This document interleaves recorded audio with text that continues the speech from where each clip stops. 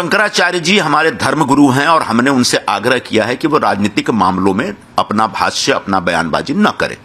इस पर पलटकर जो उन्होंने कहा कि राजनीतिक लोगों को भी धार्मिक मामलों पर नहीं बोलना चाहिए, दखलंदाजी नहीं करनी चाहिए, सरासर आपत्तिजनक है। क्योंकि यह देश एक धार्मिक देश है।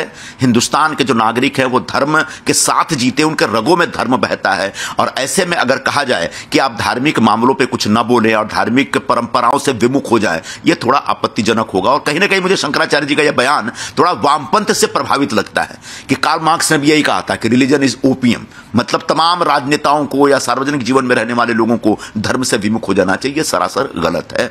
रह गई बात हम सारे लोगों का जो धार्मिक मामलों में जो प्रवेश करने का या फिर अनुष्ठानों में शामिल होने का, यह हमारा मौलिक अधिकार है। इस मौलिक अधिकार को कोई चुनौती नहीं दे सकता।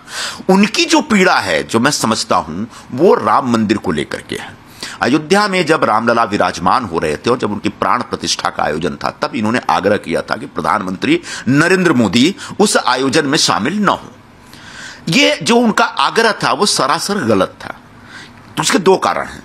एक तो यह है कि राम मंदिर का जो पूरा आंदोलन था वो भारतीय जनता पार्टी, विश्व हिंदू परिषद ने वर्षों पहले शुरू किया था। वो उनका एक राजनीतिक आंदोलन था जिसमें कहीं ना कहीं राम मंदिर की पुनर्स्थापना की एक व्यवस्था की कल्पना की गई थी। और जब वो आयोजन पूरा हुआ, जब वो आंदोलन पूरा हुआ, तो निश्चित तौर पर प्रधानमंत्री को पूरा हक है वहां जाने का। इस पर ऐतराज करना उनका गलत था। दूसरा, मैं शंकराचार्य जी को याद दिलाना चाहूंगा कि पहली बार ऐसा नहीं हुआ कि कोई प्रधानमंत्री हमारे देश में किसी मंदिर के जीर्णोद्धार के कार्यक्रम में शामिल हो रहा है। 1950 और 51 का इतिहास आप देखेंगे तो उस समय हमारे राष्ट्रपति हुआ करते थे डॉक्टर राजेंद्र प्रसाद। सरदार पटेल ने सोमनाथ मंदिर का जीर्णोद्धार किया था।